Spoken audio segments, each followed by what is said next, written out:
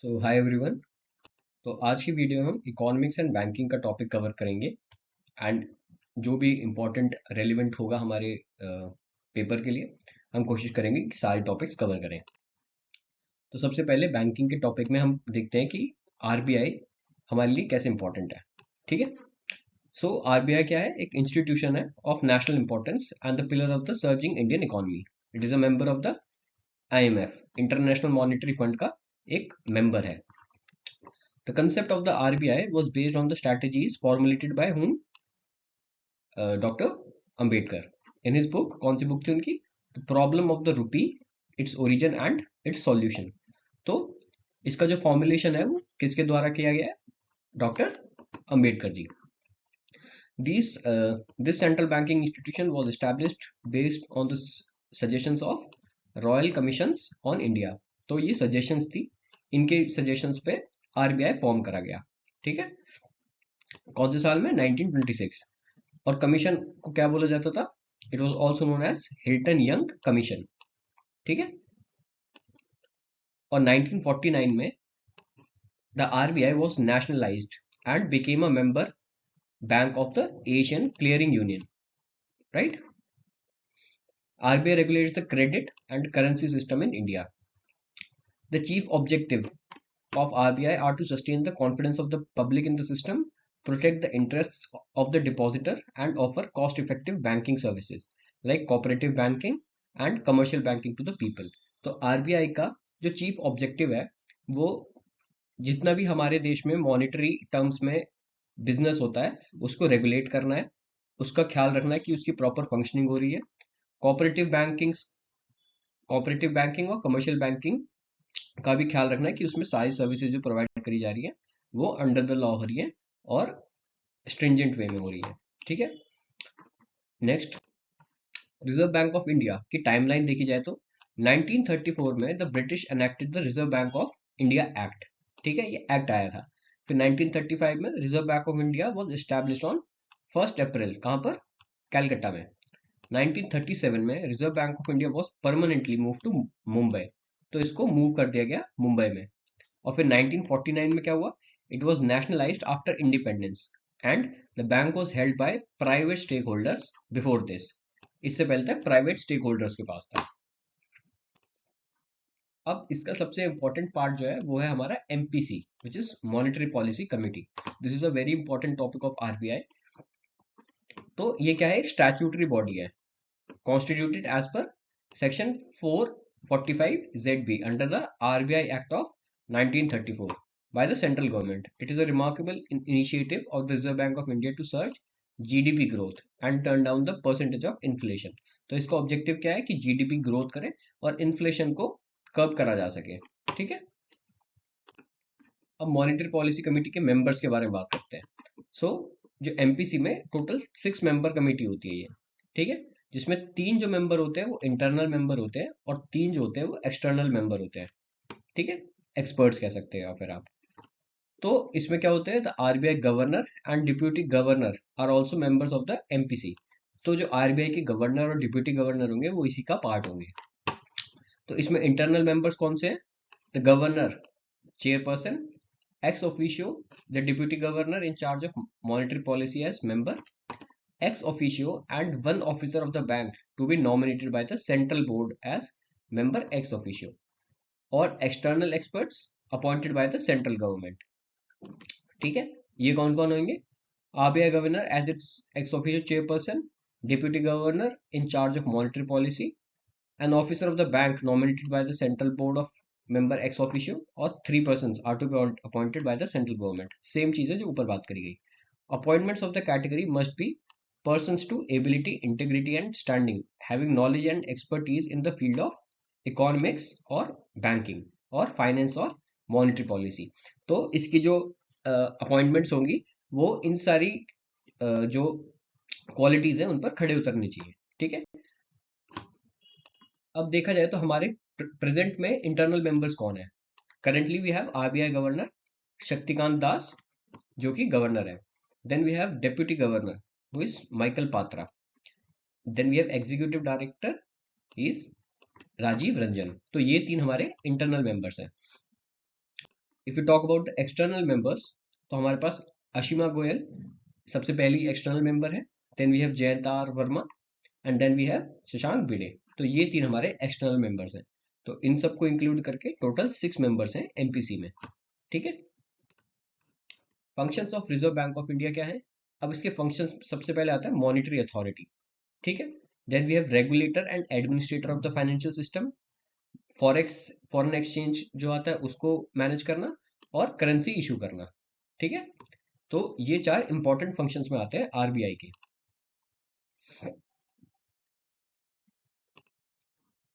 अब देखा जाए कॉम्पोजिशन ऑफ आरबीआई। कॉम्पोजिशन क्या है? The Reserve Bank of India is controlled by the central board of directors. The directors are appointed for 4 years term by the government of India. तो appoint कौन कर रहा है? गवर्नमेंट ऑफ इंडिया अपॉइंट करती है। किसको? किसके under? Keeping with the Reserve Bank of India act. तो सेंट्रल बोर्ड ऑफ, जो सेंट्रल बोर्ड है उसमें कौन कौन होता है? सबसे पहले आपके गवर्नर होंगे, फिर आपके 4 डेप्यूटी गवर्नर्स होंगे, फिर 2 फाइनेंस मिनिस्ट्री के रिप्रेजेंटेटिव्स होंगे, then 4 director to represent local board. अभी लोकल बोर्ड के हेडक्वार्टर्स कहाँ कहाँ पर है? We have in Mumbai, Kolkata, Chennai and then New Delhi. The executive head of RBI कौन होता है? गवर्नर होता है। करंटली कौन है? Shaktikanta Das. The governor is accompanied, इसको अकम्पनी कौन करते हैं? 4 डेप्यूटी गवर्नर्स इसको अकम्पनी करते हैं। सबसे पहले गवर्नर कौन थे हमारे इस आरबीआई के? Was sir Osborne Smith. और first Indian governor of RBI, Indian governor कौन थे? तो first Indian governor was C D Deshmukh. First women deputy governor was K J Udeshi. And the only prime minister who had been governor of RBI was Manmohan Singh. ठीक है। चलिए, अब important Indian banking terminologies के बारे में बात करते हैं, जो कि काफी फ्रीक्वेंटली एग्जाम्स में पूछे जाते हैं। तो सबसे पहले हमारे पास आता है बैंक रेट। बैंक रेट क्या होता है? बैंक रेट वो रेट ऑफ इंटरेस्ट होता है जो कि सेंट्रल बैंक, जो कि हमारे पास इंडिया है, charges on the loans and advances to a commercial bank. तो ये वो रेट ऑफ इंटरेस्ट है जो हम कमर्शियल बैंक्स पर चार्ज करते हैं, किसके अगेंस्ट? लोन्स एंड एडवांसेस के लिए। ठीक है।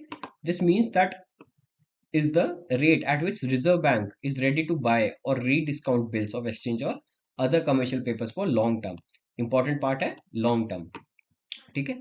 Managing the bank rates is a method by which central banks affects economic activities. और इसको और क्या बोला जाता है? It is called as discount rate. Right? चलिए नेक्स्ट टर्म पे चलते हैं। Next term is LAF, Liquidity Adjustment Facility. LAF is a tool used by RBI to control short term money supply. तो छोटे टाइम में जो मनी सप्लाई की problem होती है उसको कंट्रोल करने के लिए LAF का यूज करा जाता है। It has 2 instruments. कौन कौन से? रेपो रेट और रिवर्स रेपो रेट। तो पहले हम बात करते हैं रेपो रेट के बारे में। रेपो रेट क्या होता है? It is also known as repurchase rate, is the rate at which the central bank, again central bank हमारा क्या है? आरबीआई है, लेंड्स मनी टू। इसमें सेंट्रल बैंक जो है वो मनी लेंड करता है टू द कमर्शियल बैंक्स। ठीक है। It is the rate at which RBI lends money to commercial banks. Repo rate is usually, ये शॉर्ट टर्म के लिए होता है। ठीक है। इंपॉर्टेंट पॉइंट है शॉर्ट टर्म के लिए, जैसे कि for up to 2 weeks। Repo rate is use by monetary authorities. ये मॉनेटरी अथॉरिटीज यूज करती हैं किस चीज के लिए? इन्फ्लेशन, इन्फ्लेशन कंट्रोल करने के लिए, टू कंट्रोल क्रेडिट अवेलेबिलिटी और to maintain economic growth. Repo rate determines the interest rates on loan and interest earned from the banks, right? It refers to the rate at which commercial banks borrow money by selling their securities. तो क्या बोल रहा है ये? कि ये उस rate को रेफर करता है जिसपे कमर्शियल बैंक जो है बोरो करती है मनी बाय सेलिंग सिक्योरिटीज। जब वो सिक्योरिटीज बेच के जो मनी आती है उसके बारे में बात करी जा रही है। टू द सेंट्रल बैंक, किसको? सेंट्रल बैंक को, यानी RBI, Reserve Bank of India, to maintain liquidity in case of shortage of funds. अगर शॉर्टेज ऑफ फंड्स होता है उस केस में इसको यूज करा जाता है ताकि लिक्विडिटी मेंटेन करी जा सके कंट्री में, और due to some statutory measures. It is one of the main tool of RBI to keep inflation under control. Right. Repo rate देख लिया। नेक्स्ट वी है, अब देखते हैं बैंक रेट और रेपो रेट में क्या फर्क था। ठीक है। बैंक रेट क्या बोलता था? Is offered against the loan provided by the central bank to commercial bank, right. और रेपो रेट क्या है? Repo rate is usually offered for repurchasing securities that are sold by commercial banks to the central banks. ठीक है, I hope आपको difference clear होगा। Repo rate क्या होता है? इज यूजुअली शॉर्ट टर्म के लिए होता है, फाइनेंशियल रिक्वायरमेंट के लिए। वहीं पे बैंक रेट किसके लिए होता है? It is for the long term financial needs, right. Repo rate is always lower, हमेशा रेपो रेट जो होगा वो बैंक रेट से कम होगा। ठीक है, securities, bonds, agreements and collateral are involve in the case of repo rate. In case of the bank rate, no collateral is involve. ठीक है, then we have reverse repo rate. ठीक है, LF के अंडर दो था, रेपो रेट और reverse repo rate. तो रेपो रेट हमने पढ़ लिया, बैंक रेट और रेपो रेट के बीच का डिफरेंस पढ़ा। Now we have reverse repo rate. तो रिवर्स रेपो रेट क्या बोलता है? Reverse repo rate is defined as the interest rate. ये एक इंटरेस्ट रेट होता है जो कि ऑफर करा जाता है आरबीआई के द्वारा टू द कमर्शियल बैंक्स। ठीक है, within the country to deposit surplus fund. तो अगर मार्केट में एक्सेसिव फंड्स हो जाते हैं तो इंटरेस्ट रेट बढ़ा दिया जाता है, ताकि जो फंड्स है मार्केट में उसको कब करा जा सके। किस टाइम के लिए? ये भी अगेन शॉर्ट पीरियड के लिए होता है। Reverse repo rate is just the opposite of repo rate. The bank gain an interest rate on government securities bought from the RBI for the given period in reverse repo rate. It is always lower than the repo rate. Repo rate हमेशा bank rate से कम होता है और reverse repo rate हमेशा repo rate से कम होता है, right? An increase in reverse repo rate, अगर reverse repo rate बढ़ा दिया जाए, can prompt bank to park more funds with RBI to earn higher return of idle cash. तो अगर रिटर्न जो रेट है, इंटरेस्ट रेट, वो बढ़ा दिया जाए तो ज्यादा से ज्यादा कमर्शियल बैंक जो होंगे वो पैसा आरबीआई को देंगे। ठीक है, क्योंकि जो उनकी आइडल मनी है जब वो आरबीआई को देंगे तो उस पे उनको ज्यादा इंटरेस्ट मिलेगा। और ये यूज ही इसी पर्पस के लिए करा जाता है, ताकि जो कि आइडल पैसा है या फिर जो कैश है वो मार्केट से खींच लिया जाए और आरबीआई उसको अपने पास लिया है। ठीक है, और ये जैसे ही इंटरेस्ट रेट बढ़ता है तो यूजुअली कमर्शियल बैंक जो होते हैं वो एक्सेसिव अमाउंट का जो कैश होता है वो आरबीआई को सबमिट कर देते हैं। ठीक है, किस वजह से? क्योंकि उनको ज्यादा इंटरेस्ट रेट मिल रहा होता है उस पर। ठीक है, और इस तरीके से जो एक्सेसिव जो फंड होता है, सरप्लस फंड होता है, उसको कलेक्ट कर लिया जाता है। It is also a tool which can be use by the RBI to drain excess money, जो अभी हमने बात करी सेम वही, out of the banking system. Next we have MCLR which is marginal cost of funds based lending rate. तो MCLR की full form हमने जानी। It replace the base rate system from April 2016। ठीक है, पहले ये बेस रेट यूज करा जाता था। बेस रेट क्या होता था? It was the minimum rate as set by the RBI below which banks are not allowed to lend to its customer. तो एक मिनिमम रेट होता था जो कि आरबीआई देती थी, जो कि बैंक्स को ये इंस्ट्रक्शन देता था कि इससे नीचे वो लेंड नहीं कर सकते अपने कस्टमर को। ठीक है, बेस रेट के नीचे। So MCLR is a tenor based internal benchmark lending rate instead of single rate. The bank can now price their loan as per their funding composition and strategies on different MCLRs. Bank need to review and publish their MCLR monthly. I hope ये clear हो गया होगा आपको। Next we have CRR. Again this is an important. CRR is the amount of funds that banks are bound to keep. क्या बोल रहा है कि ये वो अमाउंट है, अमाउंट ऑफ फंड्स है जो बैंक्स को अपने पास रखना होता है, with bound to keep with Reserve Bank of India. ठीक है, ये वो अमाउंट है जो बैंक्स को आरबीआई के पास रखना है as a certain percentage of their net demand and time liability, NDTL. ठीक है, bank can not lend this amount, bank earns no interest rate और प्रॉफिट ऑन द सीआर। तो जैसे हम पहले रिवर्स रेपो रेट में बात कर रहे थे, तो यहाँ पर क्या है? Bank earn no interest rate और प्रॉफिट ऑन दिस सीआरआर। ये उनको वो अमाउंट है जो उनके पास रखना ही रखना। All scheduled commercial banks must keep CRR as per the MPC, but RBI may prescribe separate norms slabs for RRBs and cooperative banks.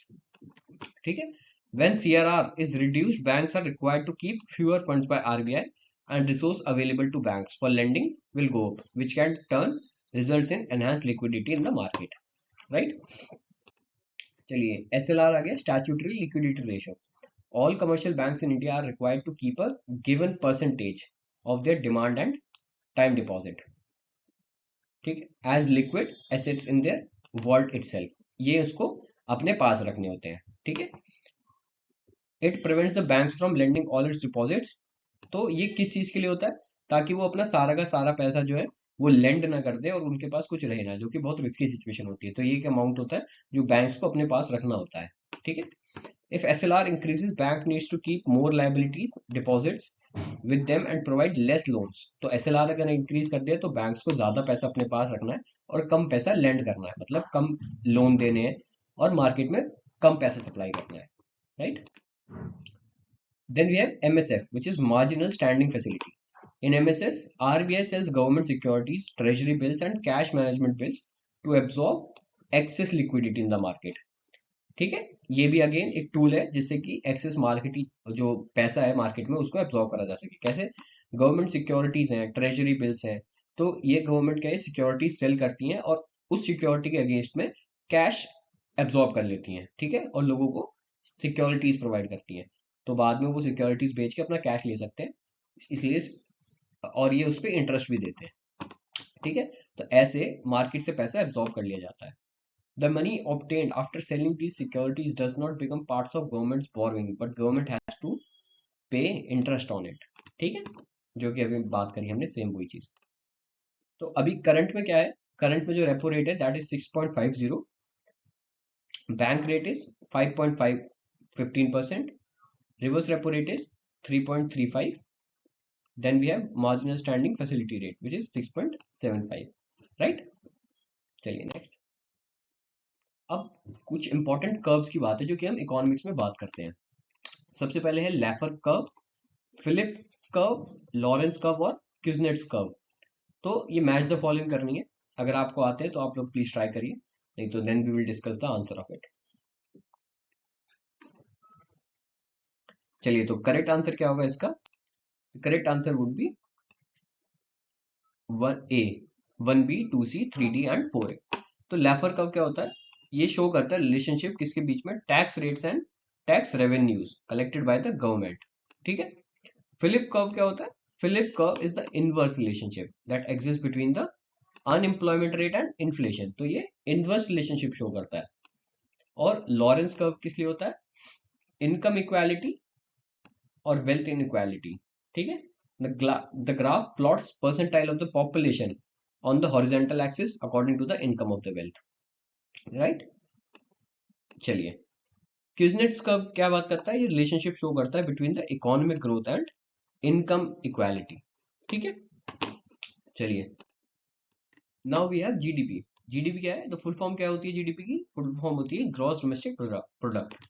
A country's gross domestic product is total monetary value। Total monetary value होती है उसके सारे final economic goods की and services की। सिर्फ goods involve नहीं है, services भी इन्वॉल्व है। Produce during a given period in local currency. GDP is the broadest measure of economic activities in a country. It indicates private expenditure, government spending, investment as well as net export। History देखते हैं इसकी। तो during the English Dutch war 1654 1676, William Petty, कौन थे? William Petty ने invent करा GDP as in depth tool to curb unfair taxation. तो taxation को कर्ब करने के लिए इन्होंने, विलियम पेटी ने जीडीपी इन्वेंट करा।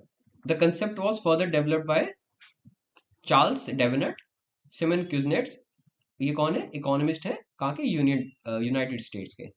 डेवलप द मॉडर्न कंसेप्ट कब? 1934 में at Bretton Woods conference in 1944।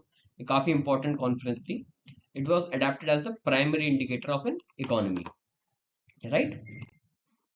अब देखते हैं जीडीपी किस टाइप की होती है। तो they are several types of GDP. पहली आती है नॉमिनल जीडीपी। नॉमिनल जीडीपी क्या होती है? An economy's nominal GDP is calculated using current price to access economic production.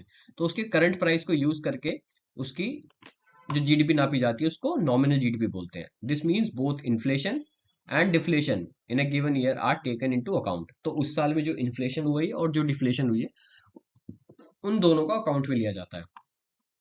A comparison of quarterly output with in the same year is done by using nominal GDP. ठीक है। Real GDP क्या होती है? An economic real GDP as the number of goods and services produced in given year। With the price held constant, इसमें price को constant लेते हैं और नंबर ऑफ गुड्स और सर्विसेज देखते हैं उस प्रेजेंट ईयर की जो कि प्रोड्यूस करी गई है। किससे कंपेयर करते हैं? From the previous year, so that the inflation और deflation can be separated from the output. तो आप देखिए नॉमिनल जीडीपी और इसमें क्या फर्क है, इसमें दोनों को लेते हैं और रियल जीडीपी में दोनों को अलग अलग कर देते हैं। Then we have GNP, which is gross national product.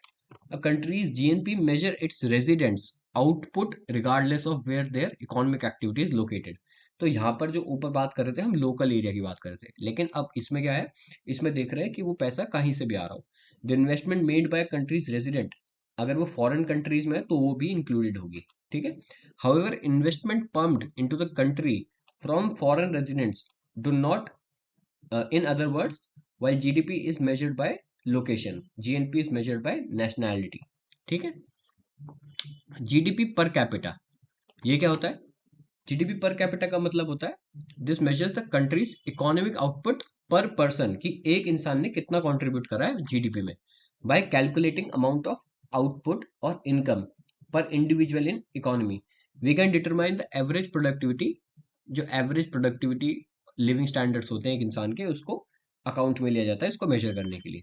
Then we have the GDP growth rate.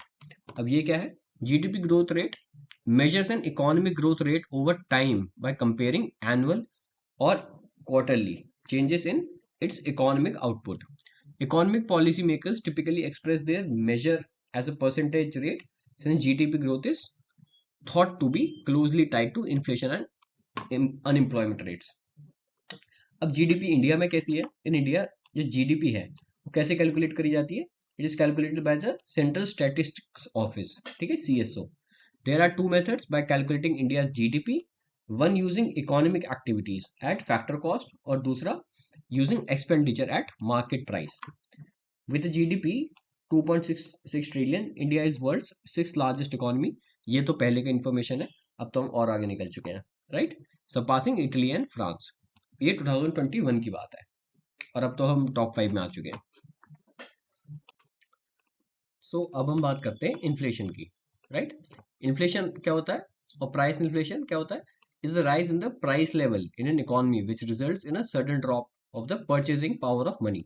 अब इन्फ्लेशन को ऐसे समझते हैं, अगर आपके पास 2010 में 100 रुपए थे, ठीक है, उस टाइम पे आप 100 रुपए में कोई चॉकलेट 10 चॉकलेट ले पाते थे, ठीक है। And now 10 years after that, आज 2020 में मान लीजिए आप उन 100 रुपए से आप सिर्फ 5 चॉकलेट ले पाते हैं, तो आपके पैसे का अमाउंट तो उतना ही है, लेकिन आपकी जो परचेसिंग पावर है वो कम हो गई है। पहले उसी पैसों में आप 10 चॉकलेट ले पा रहे थे, लेकिन 10 साल के बाद उसी चॉकलेट में आप 5 चॉकलेट ले पा रहे हैं। क्यों? क्योंकि जो कॉमोडिटी है उसका प्राइस इंक्रीज हो गया है, ठीक है, और उसी इंक्रीज की वजह से आपकी परचेसिंग पावर डिक्रीज हो गई है। सो इसे क्या बोलते हैं? It is a rise in the price level, जो प्राइस का इंक्रीज हुआ है उसकी वजह से there is a sudden drop in the purchasing power of money. तो थोड़ा इन्फ्लेशन हर इकोनॉमी में अच्छा होता है, लेकिन एक्सेस इन्फ्लेशन से इकोनॉमिक इकोनॉमी किसी भी कंट्री की काफी बिगड़ सकती है। जैसे कि आपने करंटली पाकिस्तान, श्रीलंका जैसी कंट्रीज में सिचुएशन देखी होगी, वहां पे काफी हाई इंटरेस्ट ऑफ इन्फ्लेशन चला गया है, ठीक है। It is the loss of real value in the medium of exchange. The measure of inflation is the inflation rate and is measured in percentage. The purchasing power of currency decreases. तो क्या लिखा है? Purchasing power जो है किसी भी country की वो डिक्रीज होती है. This impacts the cost of living and gets higher. However, a certain level of inflation is required in the economy. तो थोड़ी इन्फ्लेशन तो रिक्वायर्ड होती है हर इकोनॉमी में, ठीक है, वो अच्छा माना जाता है ताकि आपका एक्सप्रेस कर सके कि स्टैंडर्ड ऑफ लिविंग जो है वो बढ़ता जा रहा है। लेकिन अगर एक्सेसिव इन्फ्लेशन होती है तो उससे प्रॉब्लम हो सकती है, क्योंकि हर कोई सस्टेन नहीं कर पाता इतनी इन्फ्लेशन को, राइट। टाइप्स ऑफ इन्फ्लेशन, किस किस टाइप्स की इन्फ्लेशन होती है? There are different types of inflation to get analysis of distributional and the effects of inflation. There are mainly 4 types of inflation. Experts say that demand pull and cost push are two major type of inflation, yet not yet categorized. तो दो type की बात करी गई है, एक है demand पुल और दूसरी है कॉस्ट पुश। अभी हम सब डिस्कस करेंगे। There are various types of inflation like asset inflation and wage inflation. The main type of inflation are listed below. तो अभी हम बात करते हैं अपनी इंपॉर्टेंट टाइप्स ऑफ इन्फ्लेशन की। तो पहले हम देखते हैं on the basis of speed and intensity. तो सबसे पहले हमारे पास आता है क्रीपिंग। क्रीपिंग क्या बोलता है? ये वो होता है, तब होता है actually, creeping inflation is when the price rise is 3% और लोअर। जब 3% से या फिर 3% से कम होता है, is scheduled to rise in all coming years. This type of inflation is beneficial for the country as it promotes demand among consumers. According to the Federal Reserve, the price rise of 2% and less benefits the economy. तो 3 और 3 से कम required होता है, और federal reserve का जो data है वो कह रहा है द प्राइस राइज ऑफ 2% या फिर उससे कम, और लेस बेनिफिट्स द इकोनॉमी, तो उससे कम जो होता है वो इकोनॉमी को बेनिफिट करता है। The consumers are prepared for the price rise and hence buy the product now to beat future prices. ठीक है। Next we have walking. This inflation is between 3 to 10% a year. और ये क्या होता है? हार्मफुल होता है किसी भी इकोनॉमी के लिए, as it heats up the cycle, क्योंकि प्राइस जो है वो काफी ज्यादा बढ़ जाते हैं। People are willing to buy more, demand ज्यादा है, and more to beat future high prices, और उसी के चक्कर में लोग जितना ज्यादा अमाउंट देना चाहते हैं, प्राइसेस उतने इंक्रीज कर जाते हैं, और ये सप्लाई को अफेक्ट करता है। Suppliers can't keep up the supply, तो सप्लाई कम हो जाती है, डिमांड ज्यादा हो जाती है, उसी चक्कर में रेट बहुत एक्सेसिवली बढ़ जाते हैं। थर्ड जो है हमारे पास आता है गैलोपिंग। दिस इन्फ्लेशन राइज कितना होता है? टू 10% या फिर उससे ज्यादा, और ये एब्सोल्यूट हैवॉक होता है किसी भी इकोनॉमी के लिए, काफी डिजास्टर्स होता है, क्योंकि इकोनॉमी मैनेज नहीं हो पाती इसके बाद। Money loses it's value very fast and businesses can't keep up with the cost and prices. Investor जो है अवॉइड करते हैं किसी भी कंट्री में इन्वेस्ट करने से, और government loses its credibility and the economy become unstable, right? The inflation at any cost should be avoided at any cost. चलिए, fourth we have hyper inflation. It is when prices sky rocket more than 50% a month. तो ये तो काफी ज्यादा है, तभी इसको hyper inflation बोलते हैं। एंड दिस सिचुएशन इनफ्रीक्वेंट है, ऐसा यूजुअली होता नहीं है। This usually happens when the government prints money to pay for wars. तो जब गवर्नमेंट मनी प्रिंट करने लगती है, तब जाके हाइपर इन्फ्लेशन की सिचुएशन आती है, वो भी किस सिचुएशन में? वॉर्स को पे करने के लिए, राइट? अब नेक्स्ट जो है हमारे पास वो है on the basis of causes. Currency inflation इसमें सबसे पहला है। It is caused by the printing of currency notes. तो ज्यादा नोट्स प्रिंट करने के चक्कर में जो इन्फ्लेशन होती है उसको करेंसी इन्फ्लेशन बोलते हैं। Second we have credit inflation. तो commercial banks sanction loan and advances to people in large numbers when the economy needs. This situation leads to rising in the price level. तो इस situation से जो inflation होती है उसको credit inflation बोलते हैं। Deficit induced inflation. When expenditure exceeds revenue, the budget of the government reflects a deficit, right? To meet the gap, the government may ask the central bank to print additional money. तो उस deficit को पूरा करने के लिए जो पैसा print करा जाता है, उसकी वजह से जो इन्फ्लेशन होती है, वो उसको बोलते हैं डेफिसिट इंड्यूस्ड इन्फ्लेशन। ठीक है। And fourth we have demand pull inflation. An increase in demand over available output leads to this type of, जब इतनी सप्लाई नहीं है और डिमांड काफी ज्यादा बढ़ जाती है, उसकी वजह से, अब जैसे मानिए कोई किसी के पास, जैसे अनियन का एग्जांपल लेते हैं, तो अगर मार्केट में दिल्ली में, मान लिए दिल्ली में अगर अनियन है ही नहीं, ठीक है, उनके पास गिनती के 100 क्विंटल्स ऑफ अनियन है, तो लेकिन डिमांड करने वालों को चाहिए, जो लोग मांग रहे हैं वो, उन लोगों को चाहिए 1000 क्विंटल ऑफ अनियन। तो अब वो लोग क्या करेंगे, उस 100 क्विंटल ऑफ अनियन का रेट बढ़ा देंगे, ताकि जो बायर्स होंगे उसके कम हो जाएंगे। तो जो इंसान पहले 10-10 किलो या 20 किलो ले जा रहा था, वो हो सकता है कि अब 2 किलो या फिर 4 किलो ही ले जाए। ठीक है। क्यों? क्योंकि डिमांड बढ़ गई है, और उसी डिमांड के चक्कर में उसका प्राइस बढ़ गया है। तो ऐसे जो इन्फ्लेशन होती है उसको बोलते हैं demand pull inflation. Then we have cost push inflation. Inflation may arise from overall increase in the cost of production. The cost of production rises from an increases in the price of raw material and wages. तो किसी चीज को बनाने की अगर cost बढ़ गई है, तो उससे भी उसका प्राइस इंक्रीज होगा, और उस प्राइस इंक्रीज से जो इन्फ्लेशन क्रिएट होगी उसको कॉस्ट पुश बोलेंगे। मान लिया कोई रॉ मटेरियल है किसी चीज को बनाने के लिए, ठीक है, एग्जाम्पल लेते हैं, अगर डंबल बनाना है, डंबल बनाने के लिए जो रॉ मटेरियल है वो ज्यादा हो गया है, ठीक है। अब मार्केट, अब जो प्रोड्यूसर है वो अपना प्रॉफिट तो निकाल ही गई, तो वो प्रॉफिट निकालने के चक्कर में उसका प्राइस और इंक्रीज कर देगा, क्योंकि जो चीज उसको पहले 100 रुपए में बन के आ रही थी, अब वो उसको 500 में बन के आ रही है। तो अब वो 500 की बन के आ रही है, तो वो अपना प्रॉफिट बढ़ाने के लिए उसका प्राइस सेट करेगा अराउंड 700 या 800। तो प्राइस ऐसे जब इंक्रीज होती है, क्योंकि जो प्रोडक्ट है उसकी कॉस्ट बढ़ गई है, उस इन्फ्लेशन को बोलते हैं कॉस्ट पुश इन्फ्लेशन, राइट। चलिए अब देखते हैं types of unemployment in India. In India there are 7 types of unemployment. 7 type की अनएम्प्लॉयमेंट है, ठीक है। पहली कौन सी है? This is disguised unemployment. This is a type of unemployment where people employed more than actually needed, ठीक है। अब जैसे गांव में देखिए, एक खेत है, 1 बीघे का खेत है, उसमें 2 लोग खेती करके सेम आउटपुट निकाल रहे हैं। मानिए उस खेती में साल भर खेती करके 1 लाख रुपीस निकाले जा रहे हैं। अब उसमें अगर 10 लोग मेहनत करेंगे, ठीक है, तो आउटपुट सिमिलरली सेम आएगा उसकी, क्योंकि उसकी मैक्सिमम कैपेसिटी उस लैंड की उतनी ही है, ठीक है। लेकिन जो बाकी के 7-8 लोग हैं, वो लोग डिसगाइज्ड अनएम्प्लॉयड बोले जाएंगे, ठीक है, क्योंकि वो मोर देन एक्चुअली नीडेड की कैटेगरी में आ रहे हैं। Disguised unemployment is generally traced in unorganised sectors और द एग्रीकल्चर सेक्टर्स, राइट। जो हमने एग्जांपल लिए वो बेस्ट फिट करता है इस सिचुएशन में।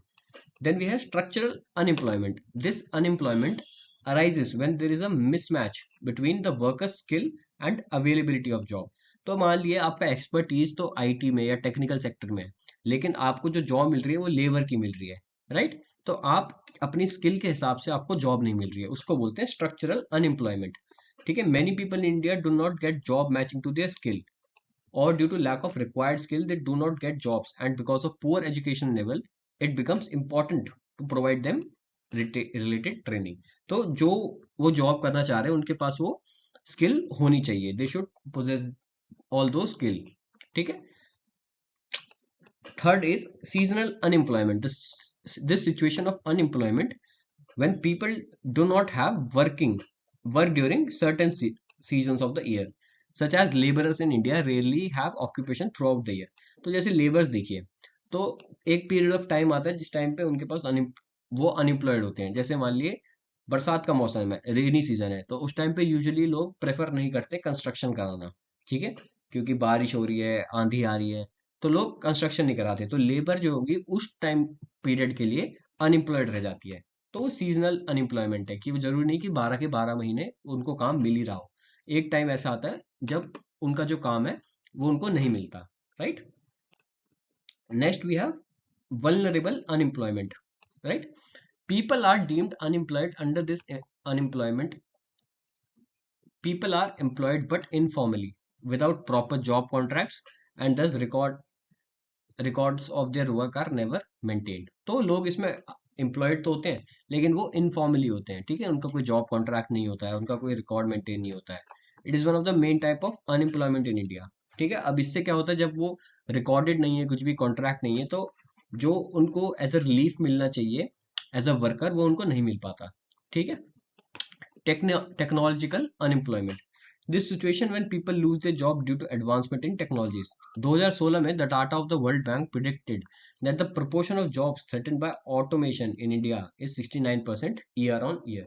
तो ऑटोमेशन टेक्नोलॉजी की वजह से जो जॉब रिप्लेस करी जा रही है, उस एम्प्लॉयमेंट को बोलते हैं technological unemployment. Then we have cyclical unemployment. Unemployment caused due to the business cycle where the number of unemployed heads rises during recession. तो recession का टाइम जब आता है, जब इकोनॉमी काफी बेन सिचुएशन में होती है, तो उस टाइम पे जो अनएम्प्लॉयमेंट होती है उसको साइक्लिकल अनएम्प्लॉयमेंट बोलते हैं, and declines with the growth of the economy. और cyclical employment figures in India are negligible, तो हमारे यहाँ तो नेग्लिजिबल है। Then we have at last frictional unemployment. This is a situation when people are unemployed for a short span of time. ठीक है, कैसे? While searching for a new job or switching between two jobs. अगर आपने एक job छोड़ दी है, अब दूसरी जॉब ढूंढ रहे हैं, तो उसके बीच का जो गैप होता है ना, उसी को बोलते हैं frictional unemployment. Frictional unemployment also called, और क्या बोला जाता है, search unemployment, is the time lag between the jobs. Frictional unemployment is considered as voluntary, ये आप खुद अपनी इच्छा से नौकरी छोड़ते हैं, ठीक है, ताकि आप कोई बेटर जॉब ढूंढ सके अपने लिए, राइट। और उसी शॉर्ट स्पैन ऑफ टाइम को बोलते हैं फ्रिक्शनल अनएम्प्लॉयमेंट। चलिए अब हमारे पास कुछ क्वेश्चंस हैं, इनको सॉल्व करने की कोशिश करते हैं। विच among the following defines currency depreciation of a currency. तो इनमें से कौन सा होगा fall in the exchange rate of one currency in terms of other currencies, fall in the exchange rate of other currencies in terms of one currency, decrease in the volume of particular currency या फिर increase in the exchange rate of currency. So the correct answer क्या होगा इसका? It would be, correct answer would be A. Fall in the exchange rate of one's currency in terms of other currency. तो depreciate कब होती है? जब हमारी country की वैल्यू जो है वो कम हो जाती है. ठीक है, अब मान लिए जैसे कि $1 की वैल्यू अगर आज 50 रुपए है, ठीक है, $1 की वैल्यू 50 रुपए है और कल उसी $1 की वैल्यू 100 रुपए हो जाएगी. तो इसमें हमारे दिख तो ऐसा रहा है कि रेट हमारी कंट्री का बढ़ रहा है, लेकिन हमारी कंट्री की जो वैल्यू है वो डेप्रिशिएट कर रही है. क्यों? कल वो यूएसए वाले लोग $1 में यहाँ से 50 रुपए का सामान ले जा रहे थे, लेकिन आज वो उसी $1 में वो यहाँ से 100 रुपए तक का सामान ले जा पा रहे हैं. तो इसमें हमारी करेंसी डेप्रिशिएट कर रही है, right. It is the fall in the exchange rate of one currency in terms of other currency. ठीक है, अगर $1 की वैल्यू 50 से घटकर अगर 20 रुपए हो जाए तो ये हमारे लिए कंट्री जो करेंसी होगी वो एप्रिसिएशन होगी. That would be called as country currency appreciation, right. चलिए नेक्स्ट देखते हैं. In context with the macro economics, Philip curve अभी हमने पढ़ा है, इज द रिलेशनशिप बिटवीन, आप लोग इसको सॉल्व करिए. सो the correct answer would B, the correct answer is unemployment and inflation. The correct answer would be B, right? So Philip curve was developed by A.W. Phillips. Says that the inflation or unemployment have a stable and inverse relationship, right? So the correct answer would be B.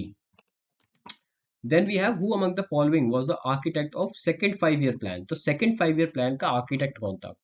Video pause करिए, इसको try करिए.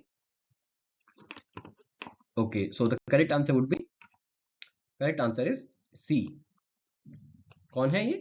PC Mahalanobis. ठीक है, प्रशांत चंद्र महालानोबिस और PC Mahalanobis was the first Indian, he was the first Indian statistician to receive world recognition. ठीक है, in 1933 he founded the first Indian statistical journal जिसको बोलते हैं संख्या, along the lines of Biometrica, which had inspired him greatly. He was the architect of India's second 5-year plan, and due to his second plan is known as Mahalanobis model, right? चलिए next. Which among the following was the first government company to be privatized in India? तो पहली ऐसी कौन सी government company थी जो कि privatise करी गई थी? सो आप लोग सॉल्व करिए इसको वीडियो पॉज करके. Okay, so the correct answer would be, correct answer is Maruti Udyog limited. Correct answer is C. तो ये पहली ऐसी गवर्नमेंट कंपनी थी जो कि प्राइवेटाइज करी गई थी इंडिया में. और एडिशनल इंफॉर्मेशन के लिए आप ये नोट पढ़ सकते हैं, right. Foreign direct investment FDI and foreign institutional investment are distinct terms of, ये दो टर्म्स किसके लिए हैं? So they are for, FDI brings capital, technology and management, and FII brings only capital. तो ये इन दोनों के बीच का डिफरेंस है. ठीक है, एफडीआई से कैपिटल भी आता है, टेक्नोलॉजी भी आती है और मैनेजमेंट भी आती है, लेकिन फॉरेन इंस्टीट्यूशनल इन्वेस्टमेंट से जो है सिर्फ कैपिटल आता है. Next is, which among the following is the short name of highest authority in India? Highest authority for indirect taxes. Indirect taxes के लिए सबसे हाईएस्ट अथॉरिटी कौन सी है? आई होप आपने सॉल्व करा होगा इसको. सो the correct answer is central board of excise and customs. ठीक है, ऑप्शन नंबर सी. तो इसमें एक इंपॉर्टेंट पॉइंट जो याद रखने वाला है वो क्या है कि सीबीईसी जो है पुरानी बॉडी थी, ठीक है, और 2018 में इसको चेंज कर दिया गया, और अब जो करेंटली हमारे पास बॉडी है वो है सीबीआईसी. ठीक है, और सीबीआईसी की फुल फॉर्म क्या है? Central board of indirect taxes and customs. तो पहले सीबीईसी था, अब इसी को सीबीआईसी कर दिया गया है. ठीक है, central board of indirect taxes and customs. ठीक है, तो अगर आपके पास सीबीईसी ऑप्शन आता है तो वो भी करेक्ट होगा, लेकिन अगर सीबीईसी और सीबीआईसी आता है then the correct answer would be CBIC, क्योंकि currently we have central board of indirect taxes and customs, right. चलिए नेक्स्ट क्वेश्चन पे चलते हैं। Which of the economic system have the shortcomings of over production and over exploitation of workers? Socialist system, mixed system, market system या फिर traditional system? So the correct answer would be market system. In the market system or the capitalist system, there is always a risk of over exploitation of workers for the profit of the companies. तो companies की profit के लिए workers को exploit करा जाता है, ठीक है, ताकि ज्यादा से ज्यादा profit earn करा जा सके, ठीक है, उनको low wages दिए जाते हैं, ठीक है, ताकि जो profit margin है वो increase करा जा सके। चलिए next, which country is the top importer of Indian spices? Indian spices का टॉप इंपोर्टर कौन है? It is USA. Top 10 importers of Indian spices were USA, China, Vietnam, Hong Kong, Bangladesh, Thailand, UK, UAE, Malaysia and Sri Lanka. Correct answer would be USA. Who is known as the father of Yellow Revolution in India? तो yellow revolution का father किसको बोला जाता है? M S Swaminathan, साम पिट्रोडा, आनंद के राम या फिर none of the above? So the correct answer would be Sam Pitroda, ठीक है। द येलो रेवोल्यूशन किससे रिलेटेड है? It is related to the increase in the production of oil seeds. It was started in 1986 और Sam Pitroda is known as the father of yellow revolution. So B is the correct answer. Baba Kalyani committee is appointed to suggest measures regarding which sector? तो ये जो committee है ये किसके measures के लिए बनाई गई थी? कौन सा sector? MSC, ME, SEZ, manufacturing या फिर none of the above? So the correct answer would be SEZ, which is Special Economical Zones. Baba Kalyani Committee is appointed to suggest recommendation for the SEZ policy of India. It is to remove the challenges faced by Indian exporters. समझ गए?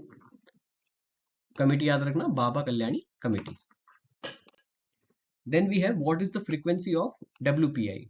WPI, which is Wholesale Price Index, weekly, monthly, yearly या फिर bi-monthly? The frequency is monthly.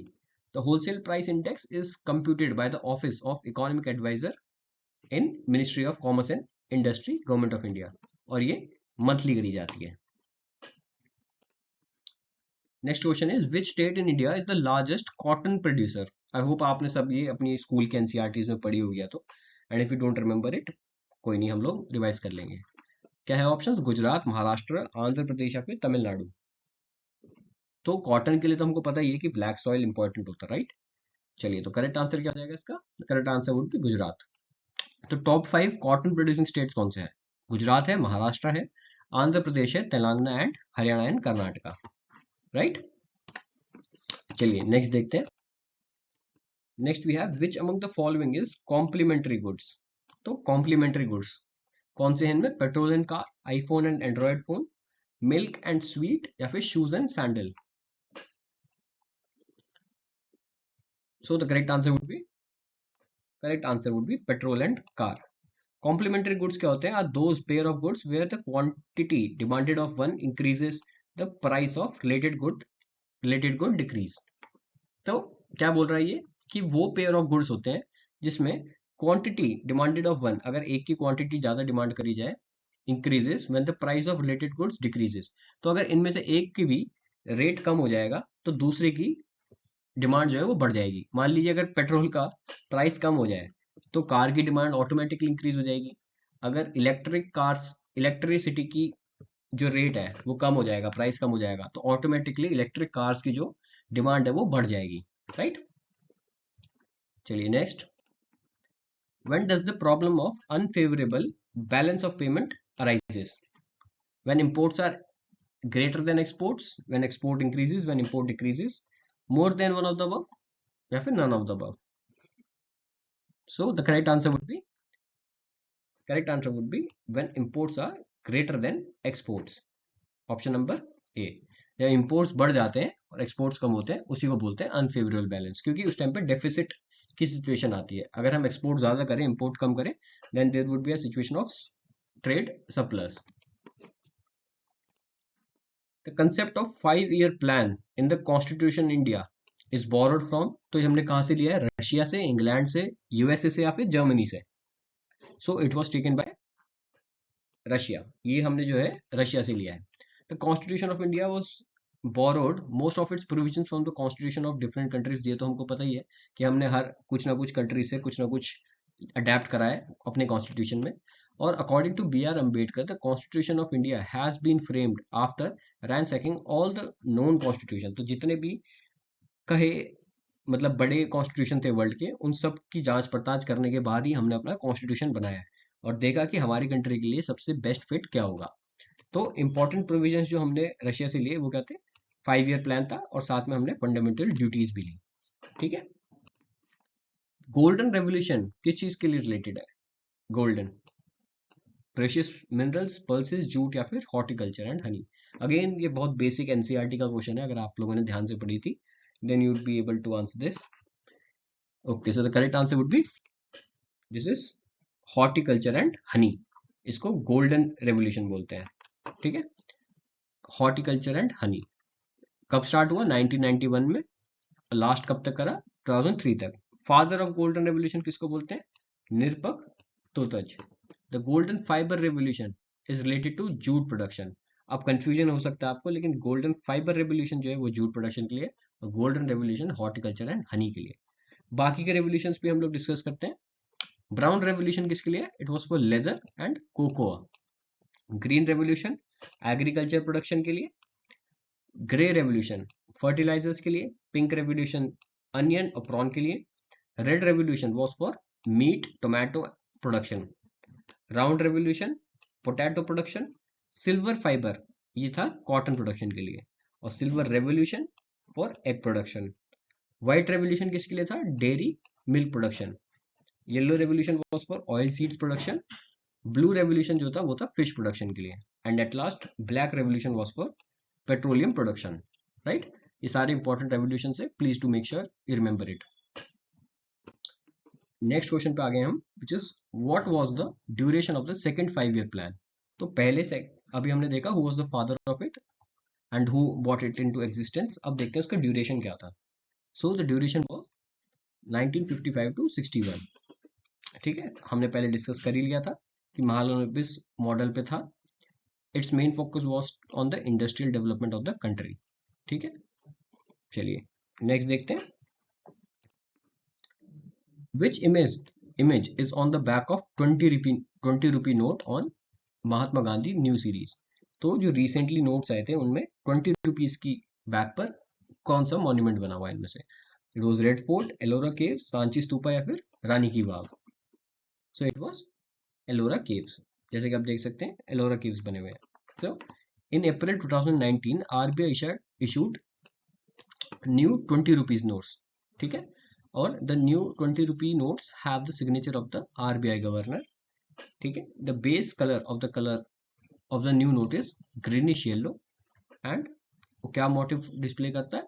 Ellora caves on the river side of the note. ठीक है, अब बाकी के देखे जाए तो 10 रुपए पे कौन है? सन टेम्पल ऑफ कोणार्क है। Then we have Ellora caves.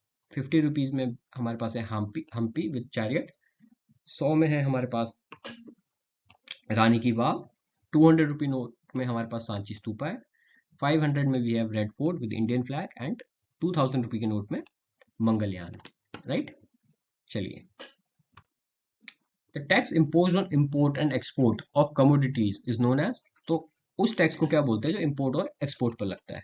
Is it the custom duties, excise duty, VAT या फिर GST? So the correct answer would be custom duties. ठीक है, the tax imposed on the imports and exports of the commodity is called custom duty. VAT क्या होता है हमारे पास? Is an consumption tax that is imposed on a product whenever a value is added to each stage of the supply chain from production to point of sale. Excise tax is an indirect tax on the sale of particular good or services charged by the government. और GST is an indirect tax on the purchase of goods and services used by India. ठीक है, चलिए। When was the planning commission set up? तो planning commission setup कब करा गया था? It was set up in year 1950. The planning commission was an institution which formulated 5 year plans in India. Setup करा गया 1950 में। Planning commission was established based on the recommendation of an advisory planning board under the chairmanship of KC Niyogi. Headquarter कहाँ पर था?